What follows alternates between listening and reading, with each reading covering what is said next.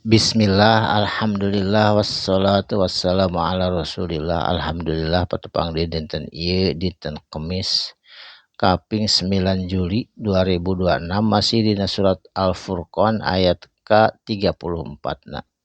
A'udzubillahi minasyaitonirrajim. Bismillahirrahmanirrahim.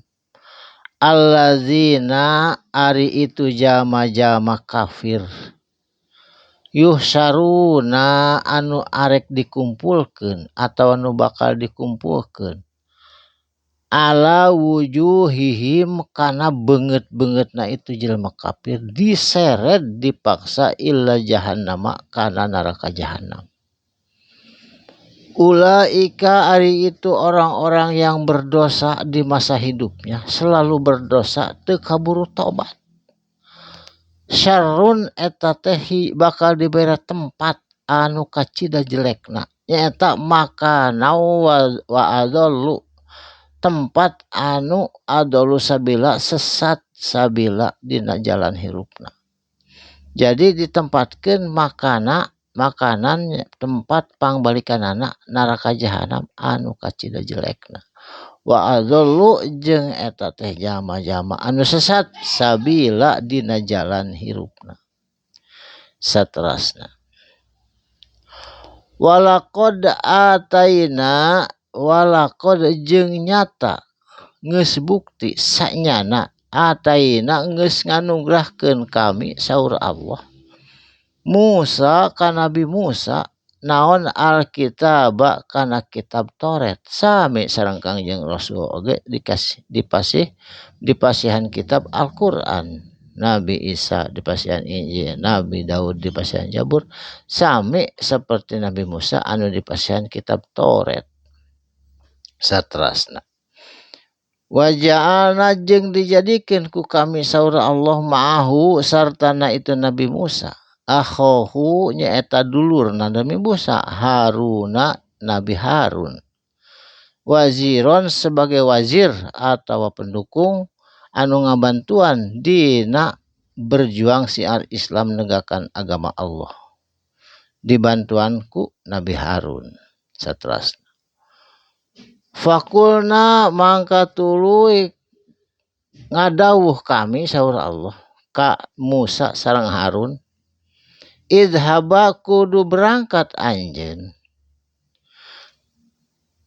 ila qaumi ka kaum-kaum alladzina anu itu kaum-kaum teh kazzabu nyaeta jalma-jalma kazzabu anu ngabohongkeun teu percaya bi ayatina kana ayat-ayat kami nyaeta ka Firaun waktos harita di Mesir. Fadammarnahum mangka dihancurkeun hum itu jalma-jalma tegasna Firaun tadmira kalayan sahancur-hancurna dikerem ditenggelamkeun dina lautal hujum laut merah anu mentas ti Mesir ka Palestina waktu sarita. Saterasna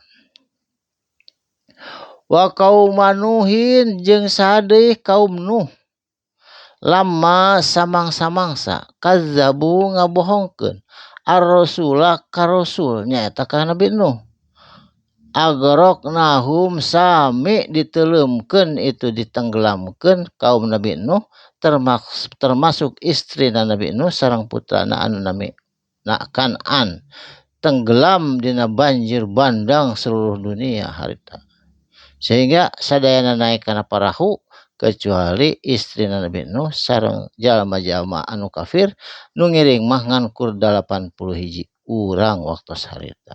Saterasna wa ja'alnahum jeung dijadikeun hum itu maranehanana naon jalma-jalma di zaman kaum Nuh linnasi pikeun manusia kabeh di alam dunia ayatan sebagai tanda-tanda keagungan Allah atau pelajaran pikeun itu jalma-jalma anu kafir.